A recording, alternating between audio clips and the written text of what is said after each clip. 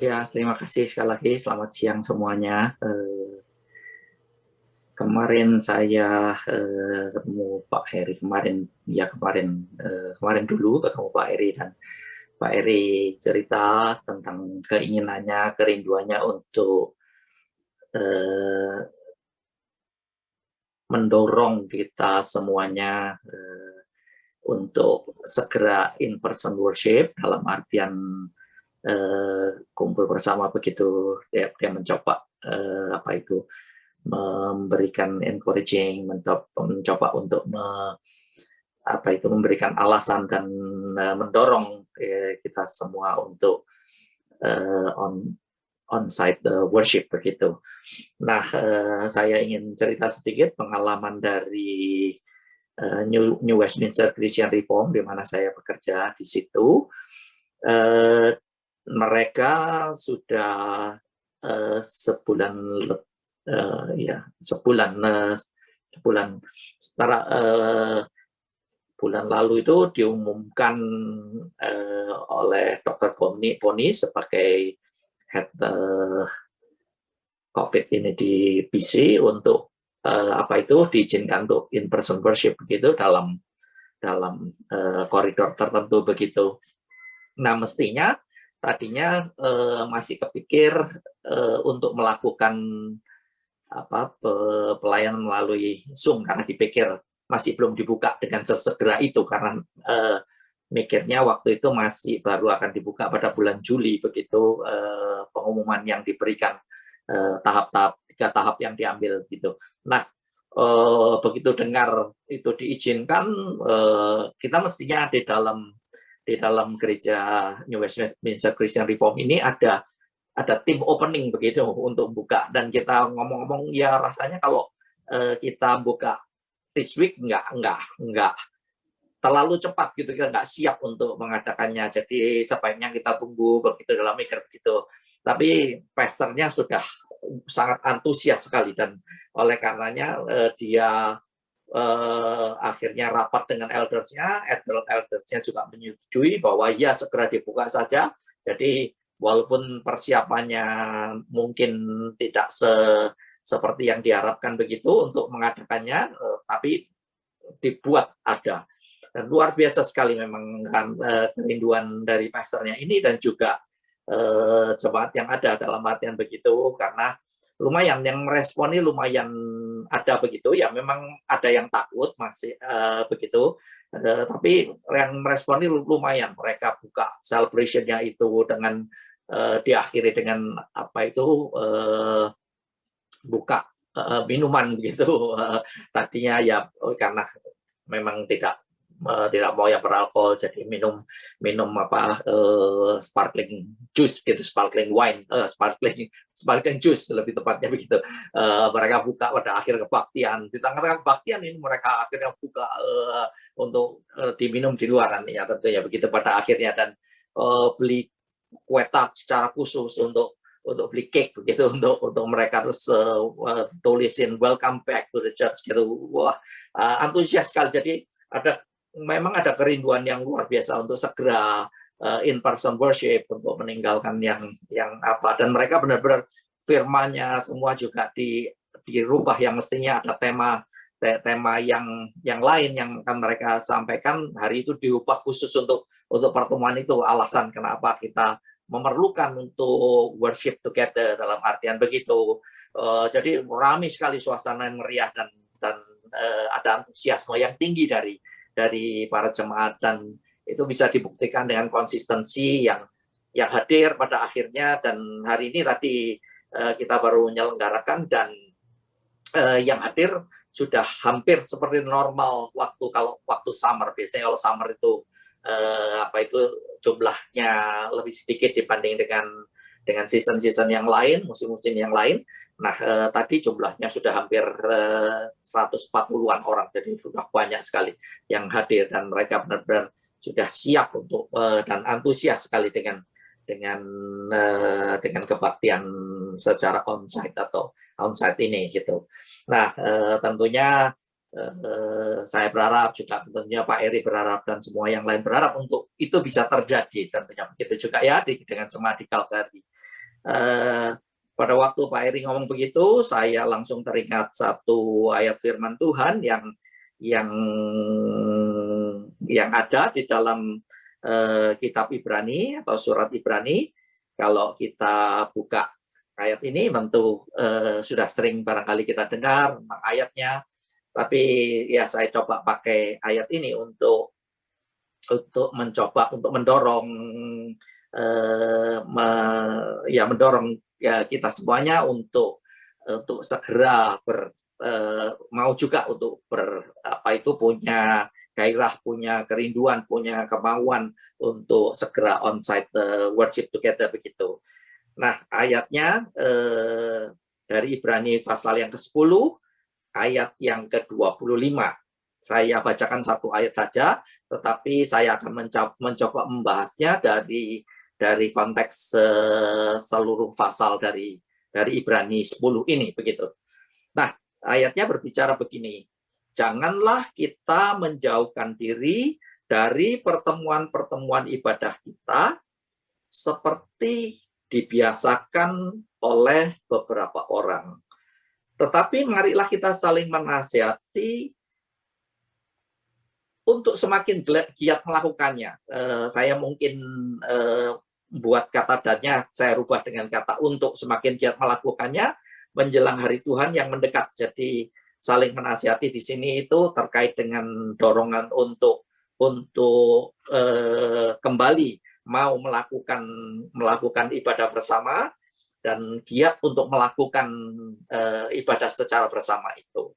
Nah, kalau kita lihat dari konteks dari ayat firman Tuhan yang disampaikan oleh penulis Ibrani ini di dalam Ibrani pasal yang 10 dari ayat yang pertama sampai dengan ayat yang terakhir, kita bisa mencoba untuk menduga apa yang membuat orang-orang yang ada yang dinasihati oleh penulis Ibrani ini untuk melakukan pertemuan ibadah sebagaimana seharusnya.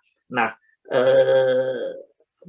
di sini dikatakan dengan jelas dalam ayat ini dinasihati oleh penulis Ibrani ini karena ada beberapa orang yang menjadikan pada akhirnya terbiasa atau kebiasaan untuk tidak melakukan kegiatan ibadah, untuk tidak mau beribadah secara bersama-sama, tidak mau ibadah secara onsite begitu, secara bersama. Ya kemungkinan ini sekali lagi juga merupakan ibadah Kristen yang orang yang bertobat gitu, yang percaya pengikut Tuhan Yesus tentunya begitu, pengikut Kristus yang memulai mempunyai satu kebiasaan yang sama di mana mereka punya in gathering worship begitu bersama-sama tentunya begitu. Nah, di sini dikatakan ada kebiasaan beberapa orang yang dengan sengaja mereka tidak mau melakukannya lagi begitu, kebiasaan meninggalkan ibadah gitu. Nah, penulis Ibrani ini menasihati mereka dengan dorongan supaya mereka meninggalkan kebiasaan yang tidak lazim itu untuk kembali kepada kebiasaan yang lazim pada umumnya, yaitu untuk mereka beribadah secara bersama. Nah, kebiasaan-kebiasaan yang membuat mereka tidak mau beribadah lagi, tidak mau beribadah secara bersama lagi itu ada beberapa kemungkinan tentunya kalau kita membaca dari konteks ayat ini, dari teks yang ada dari pasal yang pertama, yang kalau kita baca dari pasal yang pertama sampai dengan pasal yang ayat yang ke-7, dia di situ menuliskan tentang bagaimana membandingkan antara bagaimana pekerjaan Kristus di atas kayu salib dengan darah korban binatang itu tidak bisa disamakan. Kalau darah korban binatang itu hanya mengingatkan mereka kepada dosa, intinya terutama itu, sedangkan darah Kristus itu menyucikan mereka daripada dosa. Bukan saja cuma mengingatkan, tapi menyucikan daripada dosa begitu. Nah, terus kemudian dalam ayat yang ke-8 sampai dengan ayat yang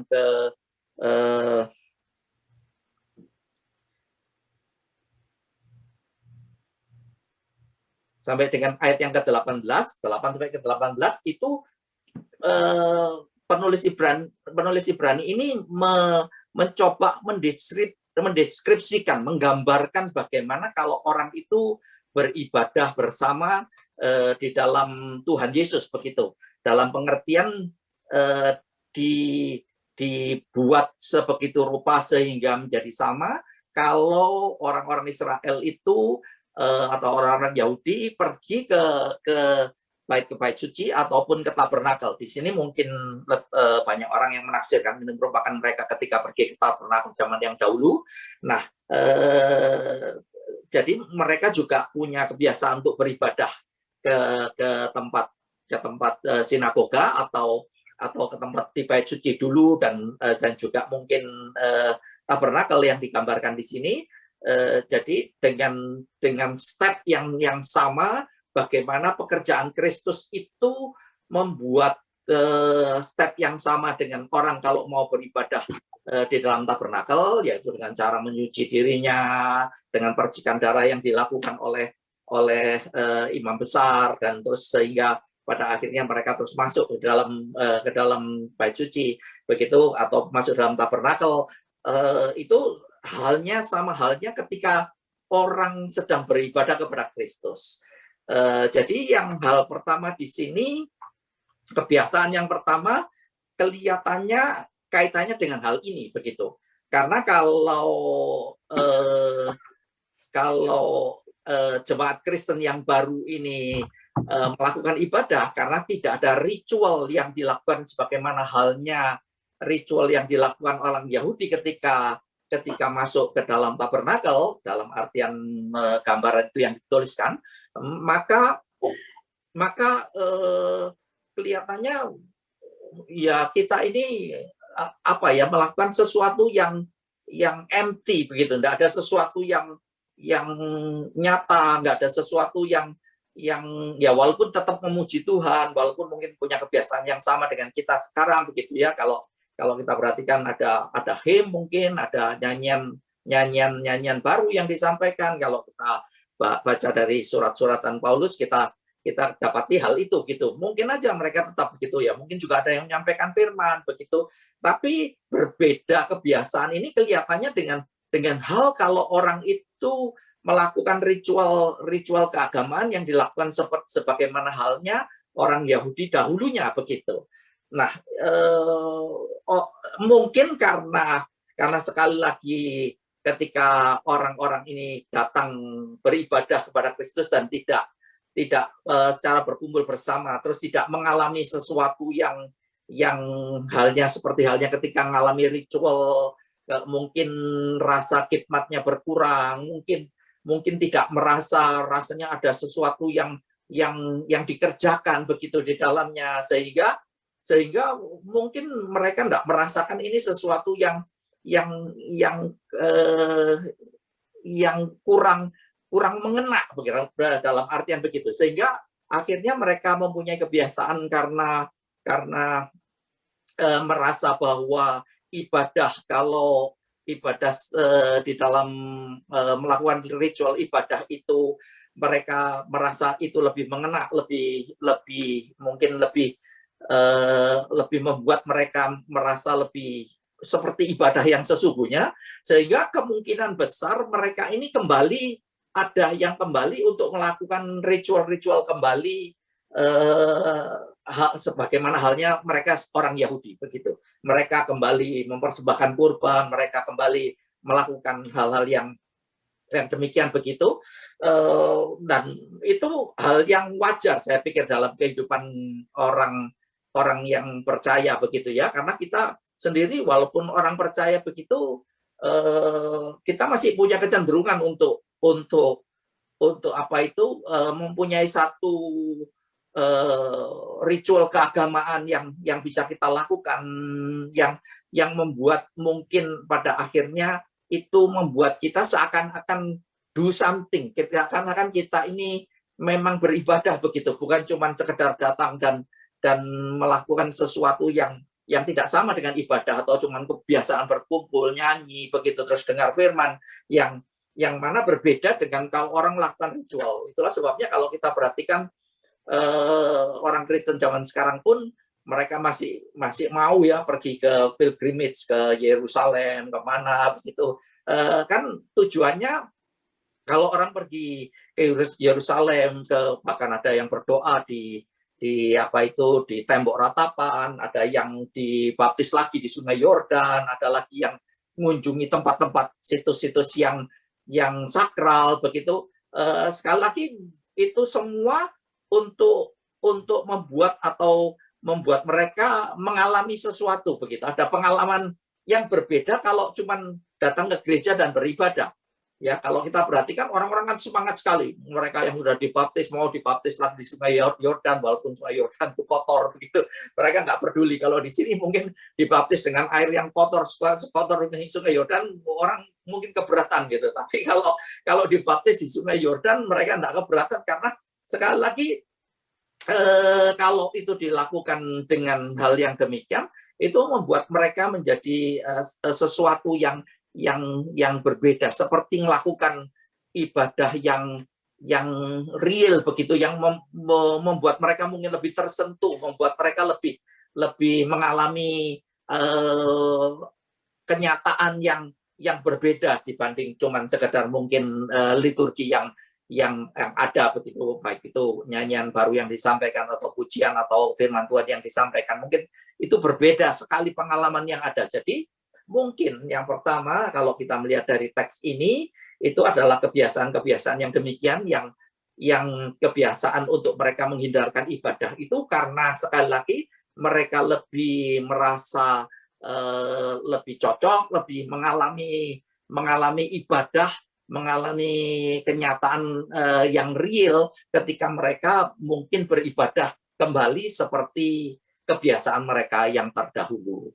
Nah, tentu kita yang sekarang di sini, kalau ini kaitkan dengan zaman kita, ya mungkin kita sekarang ini punya kebiasaan baru tentunya begitu ya, ketika zaman kita ngalami zaman di mana kita dilarang untuk pergi beribadah secara bersama sekian lama karena lockdown, jadi kita beribadah di rumah, itu membangun kebiasaan dari diri kita juga untuk akhirnya ya kita worship di rumah. Ya enak juga ya worship di rumah, kita nggak perlu apa susah-susah berdandan. Kalau ya mungkin kalau sub gini masih lumayan, kita masih mau berdandan.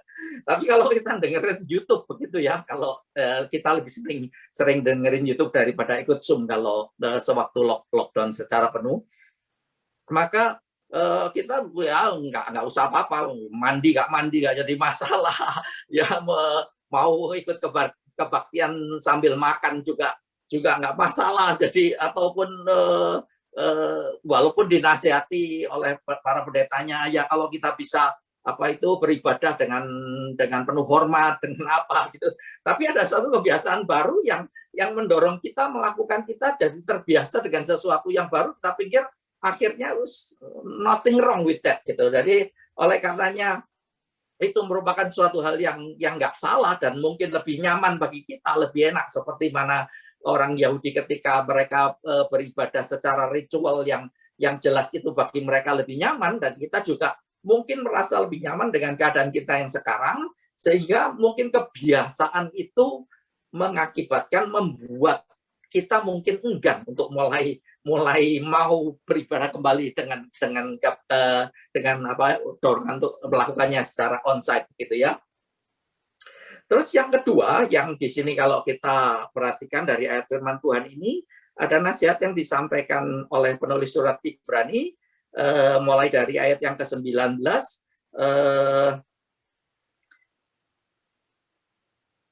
sampai dengan ayat yang ke-25. Ya begitu, dari 19 sampai dengan ayat yang ke-25, atau enggak, mulai dari tadi sudah saya singgung yang dari 19 sampai dengan ayat yang ke-20, 23, 22, ayat yang 23 sampai dengan ayat yang ke-25, di sini ada dorongan, marilah kita berpegang teguh kepada pengakuan tentang pengharapan kita, sebab Ia yang menjanjikannya itu setia. dan marilah kita saling memperhatikan supaya kita saling mendorong dalam kasih dan dalam pekerjaan baik. Nah, kemungkinan kalau kita membaca ayat ini, jadinya kebiasaan yang ada itu terbangun, jadinya pada akhirnya mereka tidak mau lagi datang berkumpul bersama karena dorongan untuk untuk menjalankan, mempraktekkan firman Tuhan ini tentang untuk saling menunjukkan kebaikan dan juga saling menunjukkan kasih satu dengan yang lain itu membuat mereka pada akhirnya tidak mereka nikmati lagi, tetapi malah itu menjadi satu bagian yang menjadi burdensome, menjadi beban, menjadi sesuatu yang justru menghalangi mereka untuk bisa menikmati kebebasan dan kemerdekaan kalau seandainya melakukannya di rumah. Ya, kita perlu tahu mungkin untuk kita mendemonstrasikan untuk berbuat baik satu dengan yang lain, dengan mendemonstrasikan kasih itu tidak bisa cuman kita lakukan kalau kita sedang berjauhan. Kalau kita menjauhi satu dengan yang lain, sebagaimana dibiasakan oleh beberapa orang di situ, tentu itu bagi penulis Ibrani itu akan membuat orang semakin sulit untuk melakukan kebiasaan untuk melakukan kebaikan dan juga untuk mengasihi yang lain. Ya, kalau orang menjauhkan diri pertemuan ibadah, orang mulai menjauhkan diri satu dengan yang lain, maka ya secara normal dalam kehidupan ini sebagai manusia, ya sudah, karena kita tidak tahu tentang pergumulan orang lain, karena kita kurang pada akhirnya mengadakan interaksi satu dengan yang lain, karena kita tidak tahu, karena mungkin juga kita tidak pada akhirnya tahu, mungkin nggak peduli karena kita tidak dilihat, begitu ya. Dalam artian begitu, itu bisa menimbulkan sekali lagi praktek untuk menjalankan kita ini menunjukkan kebaikan dan menunjukkan kasih itu akhirnya menjadi terhalang. Demikian juga dengan halnya kalau kita cuma melakukan kebiasaan beribadah ini secara ritual, begitu ya, secara virtual, maka kebiasaan secara virtual ini juga akan membatasi kita. Ya, memang kita bisa sharing, saling mendoakan begitu, saling memperhatikan melalui secara virtual satu dengan yang lain begitu, tapi ada bagian yang hilang di dalamnya itu kalau kita ini tidak berinteraksi satu dengan yang lain. Nah, berinteraksi satu dengan yang lain ini masalahnya kita sebagai manusia, seringkali kita ini menginginkan untuk terjadinya berinteraksi satu dengan yang lain, kita menunjukkan kebaikan, kita mengasihi satu dengan yang lain. Sebagai manusia, kita ini membutuhkan untuk adanya feedback, adanya imbal balik dari orang yang kita kasihi, dari orang yang kita berbuat baik. Walaupun kita tahu mestinya dorongan dari Alkitab mengajarkan untuk kita ini kalau mengasihi jangan ada pamrih apapun, kalau kita berbuat baik terus berbuat baik tanpa mengharapkan, tanpa ada agenda apapun, itu dorongan daripada Alkitab.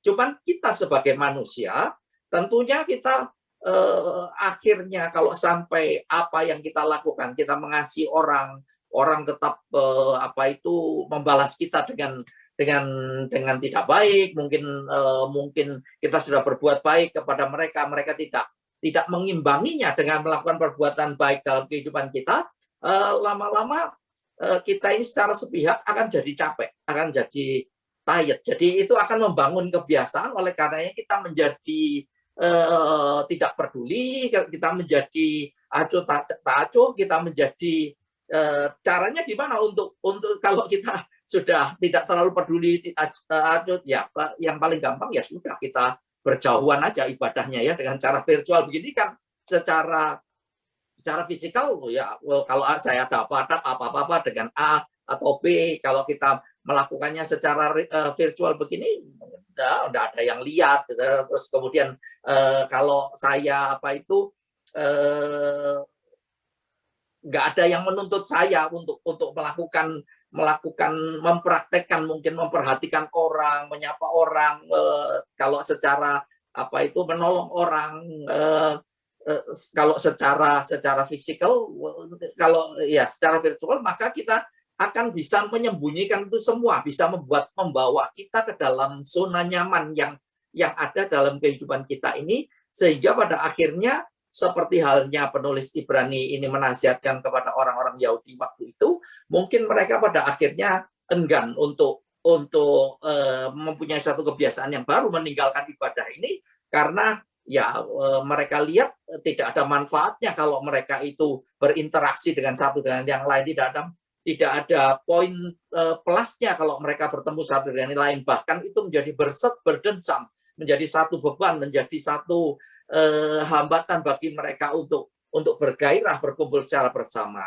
Nah, cuman karena sekali lagi firman Tuhan menganjurkan, mendorong kita untuk terus saling berbuat baik satu dengan yang lain, mengasihi satu dengan yang lain, itu merupakan bukti daripada tubuh Kristus. Kalau kita berkumpul bersama, maka penulis Ibrani ini mengembalikan esensi daripada ibadah bersama itu, yaitu dengan cara mereka untuk mempraktekkan secara jelas apa itu berbuat baik secara bersama, dan juga menunjukkan kasih secara bersama, begitu. Nah, yang bagian yang ketiga, yang mungkin terakhir daripada kebiasaan mereka ini adalah karena apa itu penganiayaan yang ada, begitu ya, karena adanya persecution yang terjadi pada zaman itu, sehingga mereka pada akhirnya mengalami penganiayaan dari pihak yang tidak percaya dan seterusnya, begitu, sehingga menyebabkan mereka pada akhirnya juga menghindari kebiasaan untuk beribadah bersama. Ayatnya dari ayat yang 32 dikatakan begini, ingatlah akan masa yang lalu, sesudah kamu menerima terang, kamu banyak menderita oleh karena kamu bertahan dalam perjuangan yang berat. Baik, kamu dijadikan tontonan oleh cercaan dan penderitaan, waktu pun kamu mengambil dalam penderitaan mereka yang diperlakukan sedemikian. Memang kamu telah mengambil bagian dalam penderitaan orang-orang hukuman, karena ketika harta kamu dirampas, kamu menerima hal itu dengan sukacita, sebab kamu tahu memiliki harta yang lebih di surga. Nah, jadi di sini bagian yang ketiga itu orang-orang mungkin yang kalau mereka beribadah bersama, karena dilihat oleh orang-orang yang membenci tentang kekristenan, orang yang tidak suka dengan kekristenan, akhirnya mereka berusaha untuk apa itu mungkin mencemooh, mencerca, bahkan melakukan tindakan kekerasan begitu terhadap orang-orang yang percaya ini, sehingga tentunya kalau orang dibombardir dengan suffering, dengan penderitaan yang ada, dengan aniaya yang diberikan, orang pada akhirnya juga bisa, ya sudahlah, daripada kita mengalami hal yang demikian, begitu ya. Jadi oleh karena lebih baik kita tidak usah aja pergi untuk beribadah bersama daripada kita harus menghadapi hal yang seperti itu, gitu. Jadi kemungkinan yang ketiga adalah karena adanya aniaya di dalam berkumpul bersama itu. Nah, mungkin bagi kita ini ya tidak terlalu relevan, mungkin bagi kita yang sekarang ini tidak mengalami hal yang seperti ini. Mungkin kita tidak ada yang mencerca kita, tidak ada yang mengolok-olok kita, tidak ada yang merampas harta kita pada waktu kita beribadah bersama. Tapi in the certain degree, kalau seandainya ya ini mungkin kita kaitkan dengan keadaan sekarang yang zaman COVID ini, begitu ya. Kalau kita lihat dari gereja-gereja yang pada waktu lockdown, akhirnya pendetanya ditangkap, begitu, pendetanya dimasukkan penjara yang di Calgary ya, atau yang di Edmonton, kita lihat begitu, dalam certain degree memang ada penganiayaan yang terjadi. Demikian juga dengan gerejanya John MacArthur yang ada di Los Angeles. Kalau kita perhatikan di situ, maka dia mungkin tidak mengalami aniaya secara fisik, tidak dia, tapi mereka diganggu secara law, secara hukum gitu, dengan aturan, dengan dituntut oleh oleh state dan seterusnya begitu, dan harus ngadepi itu semuanya, dipersulit untuk tempat parkir dan seterusnya begitu. Itu yang terjadi. Ya, saya lepas daripada memaksakan pada waktu lockdown untuk kita beribadah begitu ya, karena ini terjadi hal seperti itu karena sekali lagi dengan sengaja menghadapi masalah lockdown. Jadi ada ya, kalau kita perhatikan, kalau kita membaca ayat komentari dari ayat ini, banyak yang mengkaitkan dengan itu. Mereka yang pro dengan ini ya memakai ayat ini sebagai dasar landasan untuk ini harus tetap melakukan ibadah oleh karenanya. Tapi yang kontra dengan hal itu karena itu itu apa, ayatnya tidak mendorong, tidak memaksa kita untuk melakukan itu, bukan berarti kita itu meninggalkan ibadah, cuman kita menggantinya secara virtual, mungkin lebih tepatnya begitu. Jadi oleh karenanya ada yang pro dan kontra terhadap hal itu, tapi terlepas daripada itu, ayat ini memang mendorong supaya kita ini berkumpul bersama, gitu ya. Nah, saya memberikan satu andai-andai begitu, berandai-andai. Kalau seandainya misalnya ada halnya seperti orang Yahudi yang ada zamannya di mana ya mungkin kelihatannya pada waktu ini karena mereka mengalami aniaya dan seterusnya begitu dari orang-orang yang anti, mungkin aja ada yang memang melarang gitu. Nah, kalau misalnya contohnya seperti di negara China begitu, kalau sampai ada larangan orang untuk beribadah sehingga terjadi ada underground church, dan negara-negara Muslim misalnya gitu, ada underground church yang tersembunyi, mereka melakukan ibadah. Nah, kalau sampai hal itu sepertinya atau seandainya terjadi dalam kehidupan kita, apakah kita membuat kita ini pada akhirnya untuk ya enggan. Jadi oleh karena ya sudahlah, kita membiasakan diri secara virtual saja, kan itu lebih aman, lebih enak gitu, tapi tanpa harus pergi beribadah secara bersama, secara in person worship begitu. Nah, tentu kaitannya di situ begitu. Tidak, sekali lagi tidak terkait dengan lockdown yang sementara, mungkin government restriction dan tujuan yang baik. Kalau sampai ini tujuannya seandainya berubah menjadi satu tujuan yang jelek, tujuan yang dimana memang kita tidak boleh berkumpul kembali dalam artian begitu karena against Christianity, karena against dengan apapun alasannya, maka di situ pada saat itu kita akan mungkin juga mengalami seperti yang dibiasakan oleh orang-orang Kristen Yahudi itu, yang pada akhirnya mereka tidak mau lagi pergi ke pertemuan-pertemuan ibadah. Tapi saya harapkan ya itu tidak terjadi. Kita tetap persisten dengan tujuan dan utama daripada worship in person ini, karena memang semestinya worship in person ini sesuatu hal yang kalau saya mungkin lihat di dalam ibadah bersama begitu, ada hal yang berbeda di dalamnya. Karena kalau kita ini ya memang bisa kita sekali lagi worship together dalam Zoom begitu ya, satu dengan yang lain. Tapi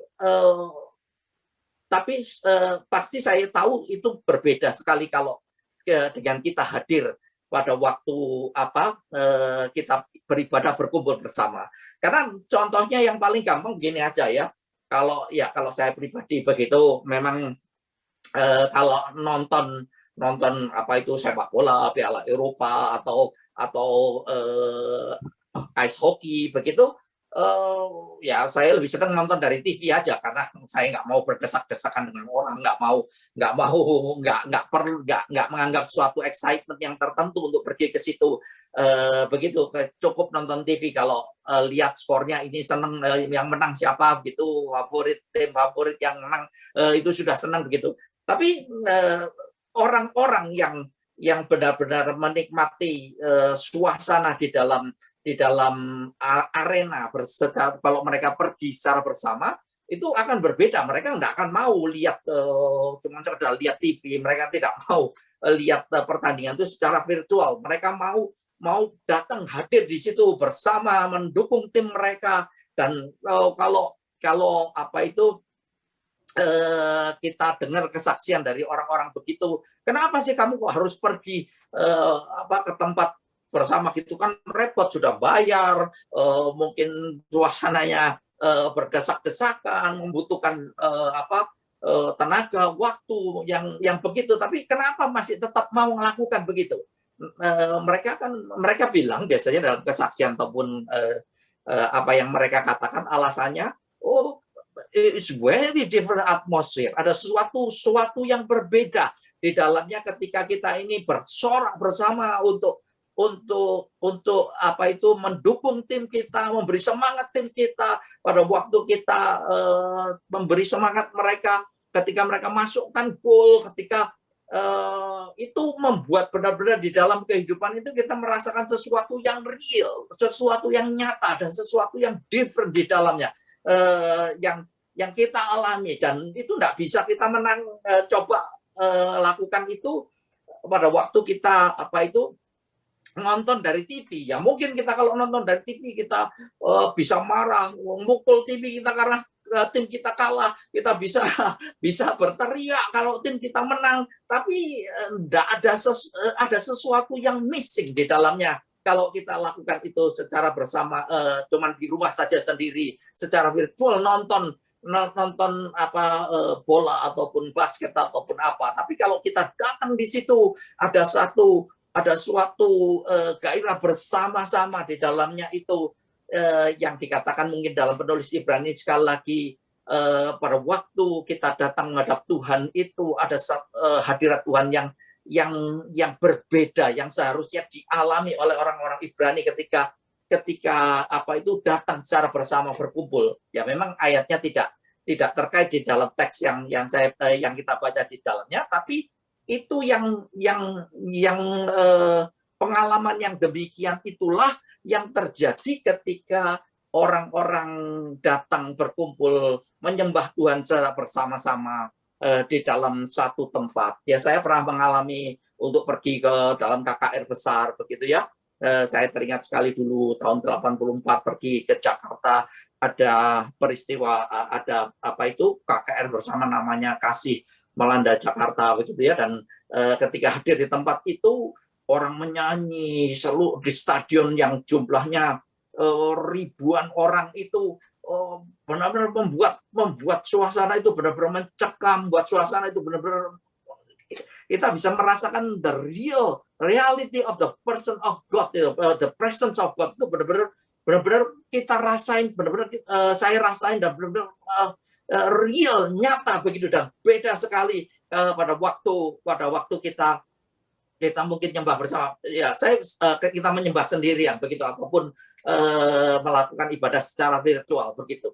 Nah, itu yang mestinya diharapkan, diinginkan oleh penulis Ibrani ini dengan mengatakan, kalau kita datang kepada Tuhan itu biarlah kita punya satu pengharapan, walaupun itu ya tidak terjadi yang belum ada, belum tergenapi sepenuhnya apa yang diharapkan oleh mereka, tapi kita datang dalam expectation untuk masuk dalam hadirat Tuhan secara bersama.